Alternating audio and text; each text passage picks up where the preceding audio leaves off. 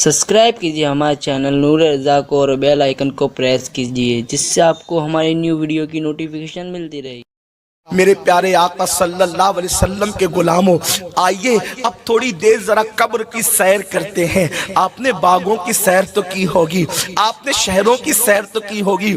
आओ जरा तसव्वुर की दुनिया में हम थोड़ा कब्रों की सैर कर लेते हैं। ये कब्रें क्या है? अल्लाह अल्लाह, ये कब्रें वो हैं जहाँ रिश्तेदारियाँ नहीं देखी जाती, जहाँ इंसान के चेहरे नहीं देखे जाते, जहाँ इंसान की खूबसूरतियाँ नहीं देखी जाती, जहाँ इंसान के हुस्न नहीं देखे जाते।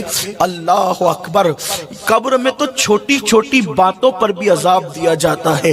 बेशुमार ऐसी कब्रों का जिक्र अहादीस में मिलता है। किसी कब्र पर, कब्र वाले पर सिर्फ इसलिए अजाब हो रहा था कि वो पेशाब के छींटे से नहीं बचता था। थोड़ी तवज्जो करना, थोड़ा गौर करना। रातों को जिना के अड्डों की तरफ कदम बढ़ाने से पहले, नरम गद्दों पर लेटकर जिना के मनाजिर देखने से पहले, कानों में ईयरफोन लगाकर गाने सुनने से पहले, किसी औरत पर बदनजरी करने से पहले थोड़ा तसव्वुर कर लेना। आखिर कब्र है, आखिर कब्र है। इंसान कितनी ही तदबीर कर ले, आखिर कब्र है। और ये कब्र क्या है? कब्र कैसे कैसों को दबाती है, कैसे कैसे। मैं और आप तो कोई शुमार ही में नहीं, अपनी तो कोई हैसियत ही नहीं। मैं थोड़ी सी एक हदीस पर आप सबकी तवज्जो चाहता हूँ। बड़ी मशहूर हदीस है, सिहा में मौजूद है, उस पर आपकी तवज्जो चाहता हूँ। और आपने उसको किसी दूसरे बाब के अंदर सुना है, मैं उसको किसी दूसरे बाब में जिक्र करना चाहता हूँ। और आप सबकी तवज्जो। हम सोचते हैं अल्लाह करीम है यार, कब्र में क्या होगा, बल्कि हम तो शेर पढ़ते हैं ना, कब्र में लहराएंगे ता हश्र चश्मे नूर के। मैं भी पढ़ता हूँ, आप भी पढ़ते हैं, लेकिन याद रखना ये शेर पढ़ने के हक उनको थे जिनकी तहज्जुद भी फौत नहीं होती थी। ये शेर पढ़ने के हक उनको थे जिन्होंने जाने तो दे दी मगर सुन्नतों के खिलाफ अमल नहीं किया। ये शेर पढ़ने के हक उनको थे, अल्लाह अकबर, जिनकी निगाहें कभी नहीं उठी। जानते हैं जिस इमाम ने ये शेर कहा है ना, कब्र में लहराएंगे ता हश्र चश्मे नूर के, जलवा फरमा होगी जब तलअत रसूलुल्लाह की। उस इमाम के तकवे का हाल ये था कि खुद के शहर का बाग उन्होंने सारी जिंदगी नहीं देखा। एक मर्तबा जबलपुर से वापस होते हुए अपने घर जा रहे थे, स्टेशन पर उतर कर घर जा रहे थे, तो अचानक नजर पड़ गई। तो मौलाना ईदुल इस्लाम अब्दुल सलाम से खत में जिक्र करते हैं, चलते चलते बरेली के बाग पे नजर पड़ गई। जिसने कभी बाग को भी कसदन नहीं देखा, उनको हक था ये शेर पढ़ने का। जो हीरो हीरोइन को नंगा नाचते देखे, उन्हें क्या हक है ये शेर पढ़ने? आप मुझे बताएं। आज अपने अमाल पर नजर करें, अपने अमाल पर नजर करें, और उसके बाद फिर अपनी बड़ी बड़ी बातों को देखें। आज मेरा जवान अल्लाह वालों से सुनी हुई बातों को अपनी जबान से दोहराता है। यार हम जन्नत में नहीं जाएंगे तो कौन जाएगा? जन्नत तो अपने बाप की है। ऐसा लगता है जैसे बाप से खरीदवा करके बुक करा रखा है। जिसको ये हक था कि जन्नत मेरे बाप के कहने का, वो सैयदा तैयबा ताहिरा मखदूमा कायनात सैयदा फातिमा ज़हरा अपने मुसल्ले पर रोया करती थी अल्लाह की खशियत से। और यहाँ कुछ भी जिंदगी में नहीं, ना अल्लाह के लिए रोना, ना अल्लाह के लिए अमल करना। मस्जिदें वीरान कर दी, हम जन्नत में नहीं जाएंगे तो कौन जाएगा? माँ बाप को दुख दे रहे, हम जन्नत में नहीं जाएंगे तो कौन जाएगा? सूद के लुक़मे खा रहे, हम जन्नत में नहीं जाएंगे तो कौन जाएगा? वो सूद जिसके मुतालिक अल्लाह के रसूल सल्लल्लाहु अलैहि वसल्लम फरमाते हैं, जिसने सूद का एक लुक़मा खाया गोया उसने अपनी माँ के साथ 36 मर्तबा ज़िना किया। एक लुक़मा सूद का, घुमा फिरा कर सूद के धंधे चल रहे हैं। मौलाना को कन्विंस किया जाता है, नहीं मौलाना इसका रास्ता ऐसा नहीं ऐसा है। कुदरत ने जिन रास्तों को बंद कर दिया है, दुनिया का कोई इंसान अब उस रास्ते को खोल नहीं सकता, और जो खोलने की कोशिश करे वो सिरात मुस्तकीम पर रह नहीं सकता। अल्लाह रब्बुल इज्जत का ऐलान है, जो सूद का कारोबार करेगा मैं उसके साथ ऐलान जंग करता हूं। सूद के धंधे करने वालों, मोहल्ले के पहलवान से लड़ने की औकात नहीं है। अल्लाह ने उन کے خلاف جنگ کا اعلان کیا ہے جو سودی کاروبار کرتے ہیں۔ بتاؤ اللہ جس سے جنگ کا اعلان کرے، کوئی اللہ سے مقابلہ کرنے کی طاقت رکھتا ہے؟ کوئی اللہ سے معاذ اللہ مقابلہ کرنے کی ہمت کر سکتا ہے؟ واللہ تاللہ باللہ کبھی نہیں۔ اللہ کے مقابلے پر کوئی کیا ہے، کسی کی اوقات کیا؟ کسی نے خدا ہونے کا دعویٰ کیا، اللہ نے لنگڑے مچھر سے اس کو ہلاک کر دیا۔ نہیں دیکھتے فرعون کا انجام کہ اس کو اللہ نے دریا میں غرق کر دیا؟ نہیں دیکھتے وقت و نصر کا انجام کہ اللہ اکبر قدرت نے اسے کیسے ہلاک کیا؟ نہیں دیکھتے شداد کا انجام کہ اللہ اکبر خود کی بنائی ہوئی جنت میں قدم نہ رکھ سکا۔ اس لیے قدرت کو چیلنج مت کرو، دنیا چند دن کی ہے، اس چند دن کی دنیا کے چکر میں اللہ کو ناراض مت کرو۔ حلال کمانے والے اپنا مال قبر میں نہیں لے گئے، حرام کما کر ہم کیا اپنا مال قبر میں لے جائیں گے؟ جھوٹ بول کر کاروبار مت کرو، مت کرو دھوکہ دے کر کاروبار، سب دنیا میں رہے گا۔ بال بچے ہوج موج کریں گے، وارثین موج مستی کریں گے۔ اب تو لوگ اتنے بے وفا ہیں، مردہ باپ کی قبر پر جوان بیٹا فاتحہ پڑھنے بھی نہیں آتا۔ ارے قبر پر آ کر فاتحہ پڑھنا تو دور کی بات ہے، بیٹا تو باپ کے لیے مغفرت کی دعا بھی نہیں کرتا۔ اب تو لوگ فاتحہ کے لیے بھی ترس رہے ہیں، لوگ دوسروں کا بھلا چاہ رہے ہیں۔ کوئی کہتا ہے انسان خود غرض ہو گیا، میں کہتا اللہ کرے انسان خود غرض ہو جائے۔ اگر انسان خود غرض ہو جاتا تو کم از کم بچوں کے لیے حرام دولت کما کر کے اپنی آخرت خراب نہ کرتا۔ انسان خود غرض ہو جاتا تو نماز کے وقت تو دکان پہ بیٹھ کر اپنے گھر والوں کے بھلے کے چکر میں اپنا برا نہ کرتا۔ ہاں کچھ نہیں لے جانا ہے دنیا سے۔ قرآن کہتا ہے لا تنس نصیبک من الدنیا، دنیا سے اپنے نصیب کا مت بھولو، سوائے کفن کے دنیا سے کچھ نہیں لے جاؤ گے۔ آخر قبر ہے، اپنے ہاتھوں سے درجنوں میتوں کو دفن کرنے والوں، کبھی یہ نہیں سوچا آج میں کسی کو اس قبر میں ڈال رہا ہوں، کل کوئی مجھے بھی ڈالے گا۔ کتنی دولت اکٹھا کر لو، ہر کپڑے اپنی پسند کے خریدے تھے، کتنے قیمتی خریدے تھے، 4 6 دکانوں میں کپڑے ہمیں پسند نہیں آتے تھے، لیکن جو آخری کپڑا پہنایا جائے گا وہ خود کی پسند کا بھی نہیں ہوگا، اس میں کوئی جیب نہیں ہوگی، وہ سلا ہوا نہیں ہوگا، لپیٹ دیے جائیں گے کفن میں۔ عمل اچھے ہیں تو ٹھیک ہے، ورنہ وہ کفن بھی آگ بنے گا، اس کفن کو بھی آگ کی شکل دے دی جائے گی، اوپر مٹی، نیچے مٹی، دائیں مٹی، آگے مٹی، پیچھے مٹی۔ کن کے لیے؟ جنہوں نے خدا کو راضی نہیں کیا، اور جنہوں نے راضی کیا آپ تو سن چکے، ان کے لیے تو جنت کا بستر ہے۔ ہائے اپنا ہوگا کیا؟ قرآن کہتا مینا خلقناکم، اسی مٹی سے پیدا کیا، مٹی سے پیدا ہوئے ہیں۔ مت غرور کرو اپنی جوانی پر، مت غرور کرو اپنی دولت پر، مت گھمنڈ کرو اپنے علم پر، مت گھمنڈ کرو اپنے خوبصورت چہروں پر۔ مولا کائنات شیر خدا علی مرتضیٰ کے ہاتھ میں ایک خوبصورت مٹی کا پیالہ آیا تو مولا مشکل کشا اس پیالے کو دیکھ کر رونے لگے۔ اس روایت کو امام قرطبی نے لکھا ہے، خوبصورت پیالے کو، مٹی کے پیالے کو دیکھ کر مولا مشکل کشا رونے لگے۔ کسی نے کہا علی کتنا خوبصورت پیالہ دیکھ کر آپ روتے ہیں؟ فرماتے تم خوبصورت پیالہ دیکھ رہے ہو، میں اس خوبصورت پیالے میں ان خوبصورت چہروں کی مٹی ملی ہوئی دیکھ رہا ہوں جن کے چہرے مٹی میں ملے تھے، اور اس مٹی سے یہ پیالہ بنایا گیا ہے۔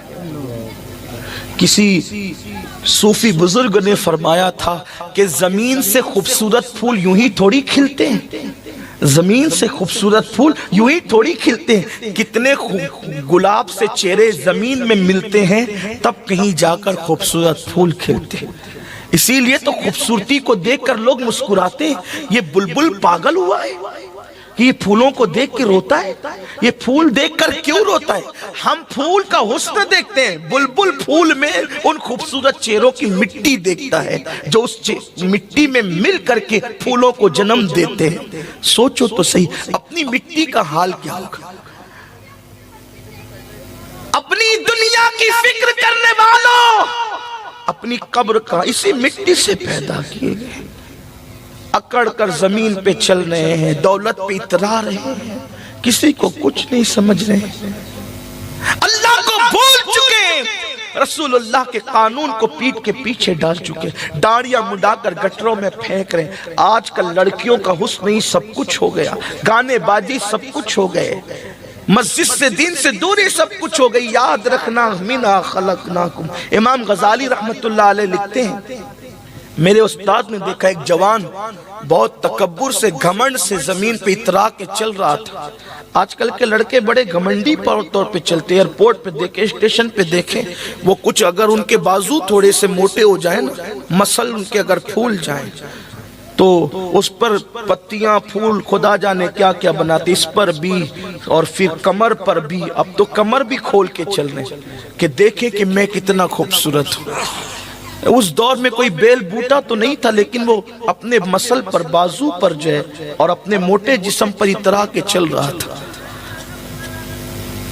امام غزالی کہتے ہیں میرے استاد نے کہا بیٹے اکڑ کر مت چل، اکڑ کر چلنا زیب نہیں دے، تکبر صرف اللہ کی شان ہے، بندے کے لیے اس کی اجازت نہیں ہے۔ لیکن وہ جوان ہی کیا جو بات سن لے، جوان تو اپنے آپ کو دل ہوشیار سمجھتے ہیں نا، پلٹ کر کہا آپ نہیں جانتے میں کون ہوں، اپنی اصلاح کرنے کی بجائے کہتا ہے آپ نہیں جانتے میں کون ہوں۔ وہ امام غزالی کے بھی استاد تھے، پلٹ کر کہا بیٹے اچھی طرح جانتا ہوں تو کون ہے، بہت اچھی طرح جانتا ہوں تو کہا بتائے میں کون ہوں۔ فرمایا سن، تیری ابتدا منی کا ناپاک قطرہ ہے، نطفہ ہے تیری ابتدا، اور تیری انتہا قبر کی سڑی ہوئی مٹی ہے، یہی تیری حقیقت ہے۔ جو ناپاک قطرے سے پیدا ہوا ہو اور قبر میں بدبودار مٹی بن جائے، اسے اکڑ کر چلنے کا حق کیا ہے؟ اگر خدا کو راضی نہ کر سکے تو کتے کی مٹی میں اور انسان کی مٹی میں فرق کیا ہے؟ انسان اگر خدا کو راضی نہ کر سکا تو جانور سے بہتر نہ ہو سکا، اور اگر خدا کو راضی کر لے تو اللہ اسے فرشتے سے بہتر مرتبہ عطا کر دیتا۔ اس کی رضا کی بات ہے، اگر گھٹے تو فقط مشت خاک ہے انسان۔ انسان کی حقیقت کیا ہے؟ اگر گھٹے تو فقط مشت خاک ہے انسان، اور اگر بڑھے تو اس عطے کونین میں سما نہ سکے۔ بڑے تو پھر کونین کی وسعت سمٹ آتی ہے اس کے وجود میں، اتنا بڑا ہے، اور گھٹ جائے، کردار اچھا نہ، اخلاق اچھا نہ، بولی اچھی نہ، جو ماں بہن کی گالیاں دیتے ہو انہوں نے خدا کو کب منانا ہے؟ غریب نواز کا مہینہ شروع ہو گیا، عرس کے ایام شروع ہو گئے۔ سرکار غریب نواز اپنے ملفوظات میں کہتے ہیں جس نے کسی مومن کو گالی دی توبہ سے پہلے مر گیا تو مجھے ڈر لگتا ہے کہ کہیں وہ کافر ہو کر نہ مرے، اس کا ایمان نہ۔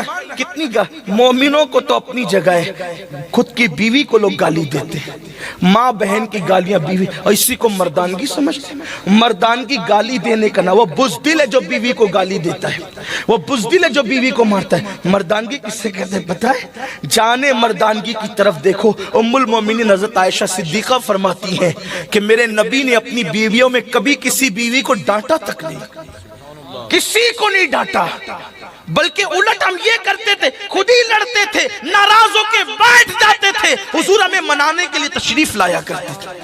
یہ حضور کا کردار ہم سب بھول گئے۔ تو بات دور نہ نکل جائے، عرض کر رہا تھا کہ قبر میں کون کون کس کس عالم میں رہا، اور واللہ یہ صرف عبرت کے لیے ہے اور کوئی بات نہیں۔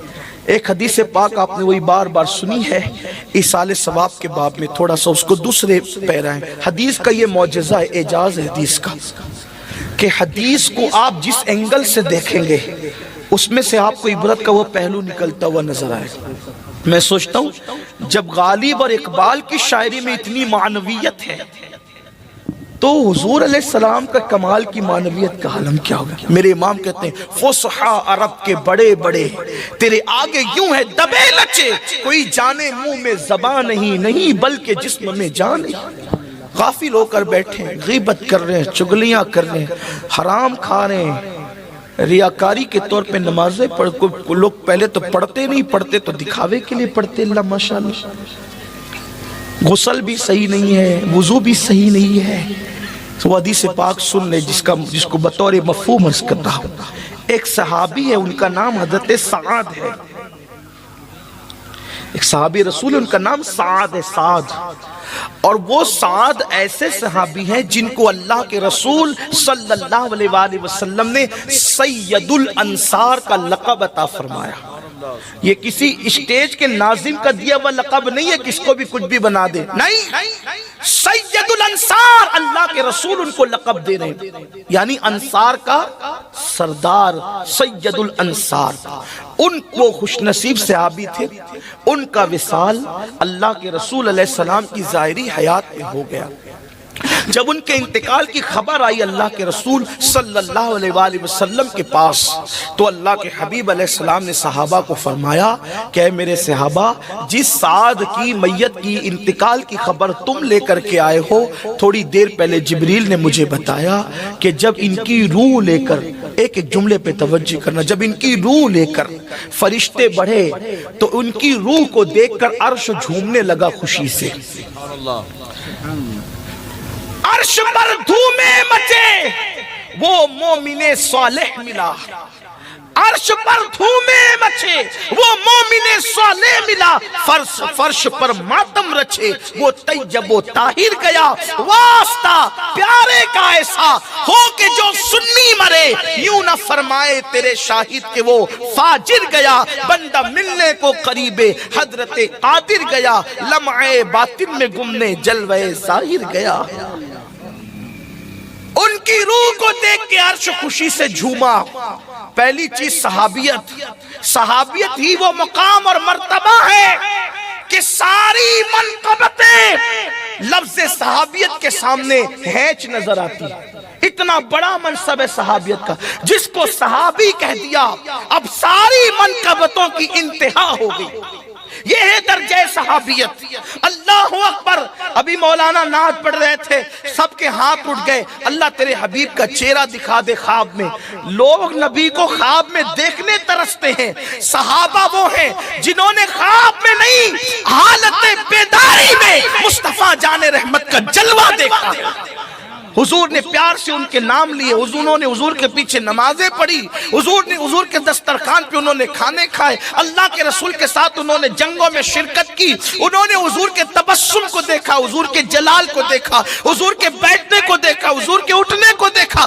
بڑی بات تو یہ ہے وہ ایسی آنکھ والے تھے، انہوں نے اللہ کے قرآن کو مصطفیٰ جان رحمت پہ نازل ہوتے ہوئے بھی دیکھا، قرآن اترتے دیکھا انہوں نے اپنی آنکھوں سے. یہ حضور کے صحابہ ہیں، یہ صحابہ کی عظمت ہے، یہ صحابہ کا مقام ہے. لیکن سنو غوث قطب ابدال کوئی بھی صحابی کے مرتبے کو نہیں پہنچ سکتے. تو پھر میں اور آپ تو کوئی شمار ہی نہیں. ٹھیک ہے، اتنا تو آپ سمجھ ہی گئے ہوں گے. جب غوث قطب ابدال نہیں پہنچ سکتے اس مرتبے پر، کون پہنچ سکتا ہے؟ وہ ہے شرف صحابیت. اور عام صحابہ کی یہ شان ہے کہ غوث قطب ابدال نہیں پہنچ سکتے، بلکہ وہ صحابی جس نے پوری زندگی ایک سجدے کا موقع جس کو نہیں ملا، کلمہ پڑھا جان چلی گئی، نہ الحمدللہ کا، نہ سبحان اللہ کا، نہ ماشاءاللہ کا، نہ نماز پڑھی، نہ روزہ رکھا، نہ حج کیا، نہ زکوٰۃ دی، کوئی نیکی کرنے کا موقع نہیں ملا. بس حضور کو دیکھا، کلمہ پڑھا، حضور کو دیکھا، اسی حالت میں انتقال ہو گیا. اب کوئی غوث قطب بھی اس صحابی کے درجے کو نہیں پہنچ سکا جس نے ایک مرتبہ دیکھا، ایک بار. جس مسلمان نے دیکھا انہیں ایک نظر، اس نظر کی بصارت پہ لاکھوں سے. یہی تو ہم اہل سنت کہتے ہیں. لوگ کہتے ہیں ہم نبی کی طرح، نبی ہماری طرح. ہم کہتے ہیں نادان جو ایک نظر نبی کو دیکھ لے حالت ایمان میں، کوئی اس کی طرح نہیں ہو سکتا. جس کا چہرہ دیکھ کر اتنا مقدس ہو گیا، انسان کے صحابی بن گیا. جب کوئی صحابی کی طرح نہیں ہو سکتا تو جس چہرے نے انسان کو صحابیت کا مقام عطا کیا ہے، اس چہرے والے کی طرح کوئی کیسے ہو سکتا ہے؟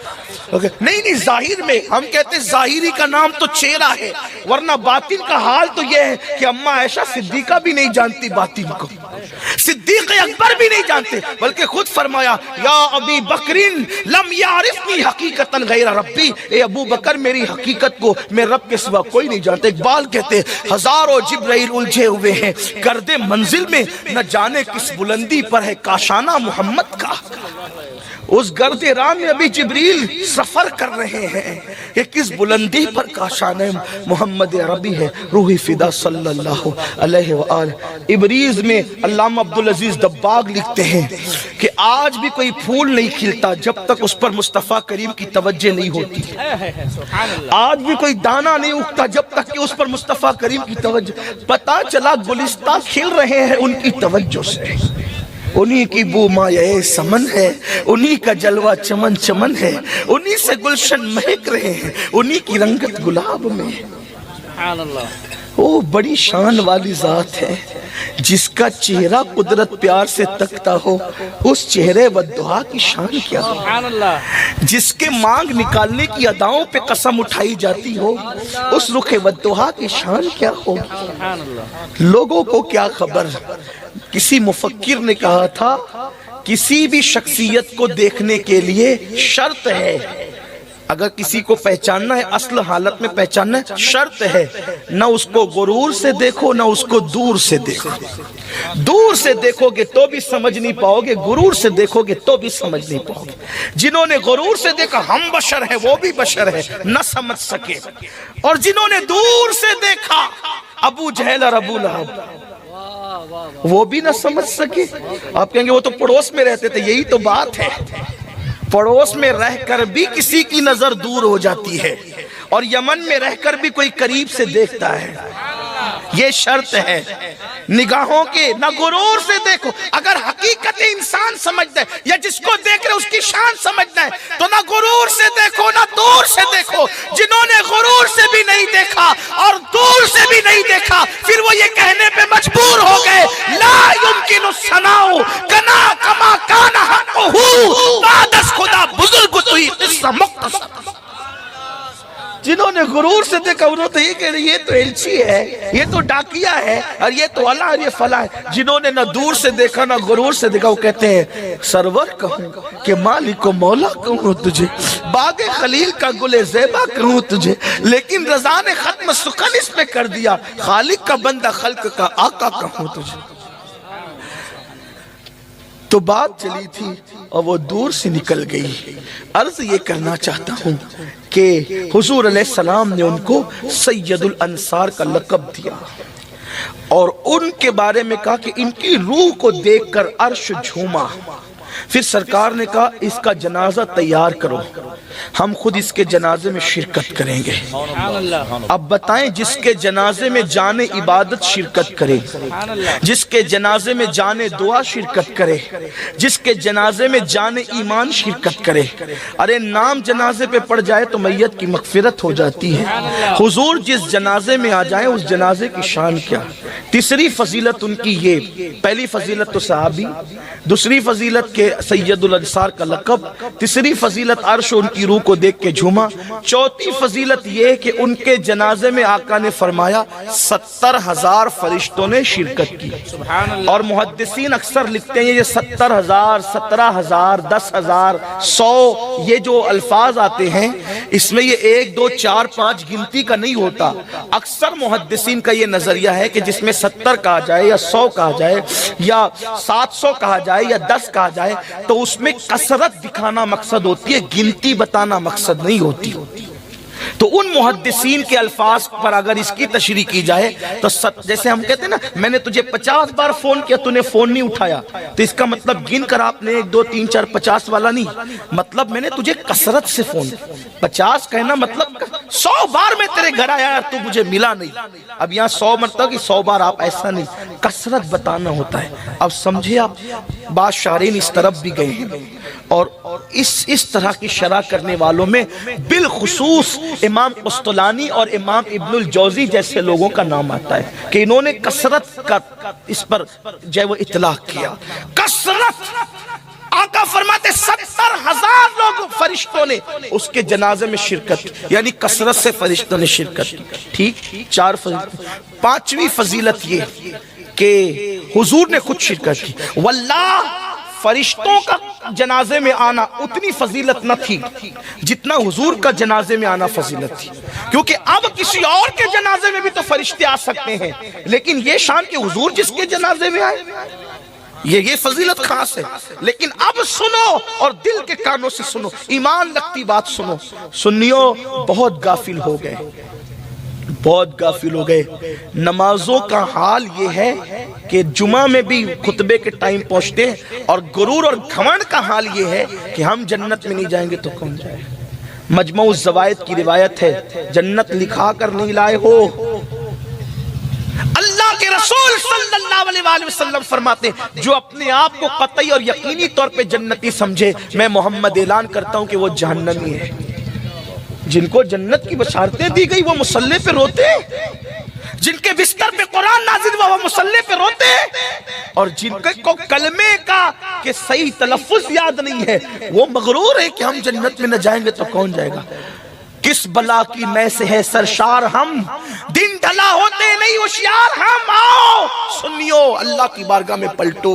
حرمت والا مہینہ شروع ہو گیا ہے, ماہ رجب کا مہینہ شروع ہو گیا. ڈرو اللہ سے, پلٹو اللہ کی طرف, رجوع کرو اللہ کی طرف. سعد رضی اللہ تعالیٰ کے جنازے میں حضور نے شرکت کی. المختصر یہ حضرت سعد کو قبر میں رکھ دیا گیا, حضرت سعد کو قبر میں رکھ دیا گیا, مٹی برابر کر دی گئی. صحابہ بیٹھ گئے, اللہ کے رسول قبر پر کھڑے رہے. حضور علیہ السلام قبر پر کھڑے تھے. کھڑے کھڑے صحابہ نے دیکھا حضور علیہ السلام کے چہرے پر کچھ افسردگی کے اور بظاہر غم کے آثار ظاہر ہوئے. چونکہ صحابہ کی عادت تھی وہ حضور ہی کو دیکھتے رہتے تھے, تو جب دیکھا کہ حضور کے چہرے پر بظاہر پریشانی کے آثار ہیں, صحابہ بھی پریشان ہو گئے. صحابہ کہتے پھر حضور نے کہا اللہ اکبر, اللہ اکبر, سبحان اللہ, سبحان اللہ, اللہ اکبر, اللہ اکبر. حضور نے تسبیح پڑھی, تکبیر پڑھی, اللہ کی حمد کی. پھر تھوڑی دیر گزری تھی کہ حضور علیہ السلام کا چہرہ خوشی سے کھل اٹھا. پہلے چہرے پہ افسردگی, پھر چہرہ کھل اٹھا. اگر مائیں اور بہنیں موجود ہیں تو ان کی بھی توجہ. پہلے چہرے پہ افسردگی, اس کے بعد چہرہ کھل اٹھا. صحابہ نے پوچھا آقا ہمارے ماں باپ آپ پہ قربان, یا رسول اللہ ہم نے دیکھا کہ آپ کے چہرے پر سعد کی قبر پر جب آپ کھڑے تھے تو افسردگی کے آثار تھے, پھر چہرہ کھل اٹھا. اب میرے آقا نے کیا جواب دیا سنیں, یہ چھٹی فضیلت. فرمایا تمہارے اس نیک بھائی پر, یعنی حضور جس کو نیک کہہ دیں, معجزہ میرے نبی کا کہہ دیا تو ہو گیا, آپ نے قطرے کو دریا کہہ دیا تو ہو گیا. حضور جس کو نیک کہہ دے اب اس کے نیک ہونے میں کوئی شک نہیں ہے. جو ان کے نیک ہونے میں شک کرے اب مجھے اس کے نیک ہونے میں شک ہے, چاہے وہ کتنا ہی نیک کہلاتا ہو. حضور نے کہا تمہارے اس نیک بھائی پر, یہ نیک حضور کہہ رہے ہیں. اور دوسری بات, تمہارے اس نیک بھائی پہ قبر تنگ ہو گئی تھی اور قبر اس کو چاروں طرف سے دبانے لگی تھی. اب سنیو, تھوڑا احساس کرنا. سید الانصار, روح کے آنے پہ عرش کا جھومنا, حضور کا جنازے میں شریک ہونا, فرشتوں کا آنا, حضور کا نیک کہنا, اور کیفیت کیا, صرف تعلیم امت کے لیے, تعلیم امت کے لیے بات بتائی گئی. کس کی بات ہو رہی ہے؟ کسی پیر کی بات نہیں ہو رہی ہے, کسی فقیہ کی بات نہیں ہو رہی ہے, کسی محدث کی بات نہیں ہو رہی ہے, کسی حاجی نمازی غازی کی بات نہیں ہو رہی ہے. صحابی رسول جہاں منقبتوں کی انتہائی گلدستہ ہے, اللہ کے حبیب فرما رہے تمہارے اس نیک بھائی پر اس کی قبر اس کو چاروں طرف سے دبانے لگی. حدیث پاک کا مفہوم ہے قریب تھا کہ اس کی پسلیاں آپس میں دوسرے سے مل جاتی. یہ منظر دیکھ کر میرے چہرے پر افسردگی کے آثار ظاہر ہوئے.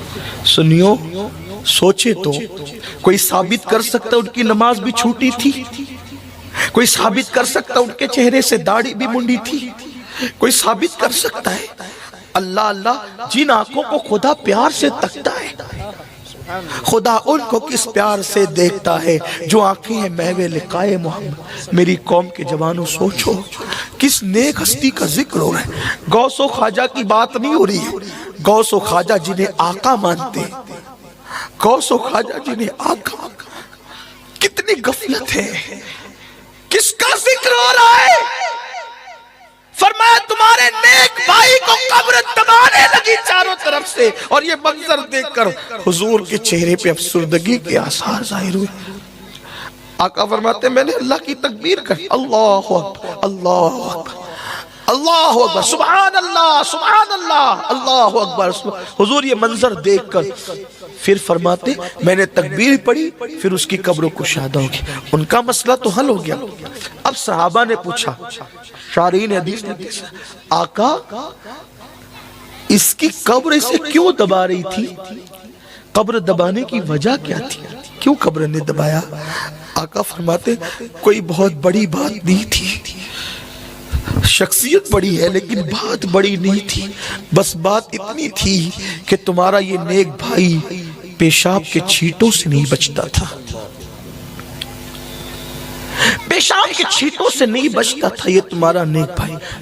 محدثین لکھتے پیشاب کے چھینٹوں سے نہیں بچنے پہ کئی وجوہات لکھی، اس میں سے ایک وجہ جو مجھے بہت پسند آئی وہ بیان کر رہا ہوں، جس سے عظمت صحابیت کا تحفظ بھی ہو جاتا ہے کہ وہ بکریاں جب چراتے تھے، بکریاں تو بکریاں چرانے میں اتنے مصروف ہو جاتے تھے کہ بکریاں پیشاب کرتی تھی تو وہ بکریوں کے پیشاب کے چھینٹے سے بچ نہیں پاتے تھے، اس بنیاد پر ان کی قبر میں انہیں دبایا جا رہا تھا۔ سوچو مسلمانوں، سید الانصار کو بکری کے پیشاب کے چھینٹے سے نہ بچنے، جان بوجھ کے نہیں، لاشعوری طور پہ نہ بچنے کی بنیاد پر ان کی قبر انہیں دبا رہی ہے، حتیٰ کہ یوں لگتا ہے کہ کہیں پسلیاں نہ ٹوٹ جائے۔ حضور یہ منظر دیکھ کر افسردہ ہو رہے ہیں۔ آپ مجھے بتائیں تو صحیح کہ پیشاب کے چھینٹے سے نہ بچنے کی بنیاد پہ قبر دبا رہی تھی، جو زنا سے نہیں بچتے ان کا کیا حال ہوگا، جو سود سے نہیں بچتے ان کا کیا حال ہوگا، جو بدنظری سے نہیں بچتے ان کا کیا حال ہوگا، جو لوگ غیبت سے نہیں بچتے ان کا کیا حال ہوگا، جو کانوں میں ایئر فون لگا کے گانے سنتے ان کا کیا حال ہوگا، جنہوں نے کبھی خدا کو یاد بھی نہیں کیا ان کا کیا حال ہوگا، جنہوں نے قرآن کو طاق کی زینت بنا دیا ان کا کیا حال ہوگا۔ سوچو، امام اہل سنت کہتے اندھیرا گھر اکیلی جان، دم گھٹتا دل اکتاتا، اندھیرا گھر اکیلی جان، دم گھٹتا دل اکتاتا، خدا کو یاد کر پیارے وہ ساتھ آنے والی ہے۔ ہائی اپنا کیا بنے گا؟ 10x10 کے کمرے میں اگر پاور بند ہو جائے، اے سی بند ہو جائے، پنکھے بند ہو جائے تو ہماری نیند کھل جاتی ہے، ہم اپنے کمرے میں ڈرنے لگتے ہیں، لیکن وہاں 10x10 کا کمرہ نہیں ہوگا، وہاں تو کروٹ لینے کو بھی جگہ نہیں۔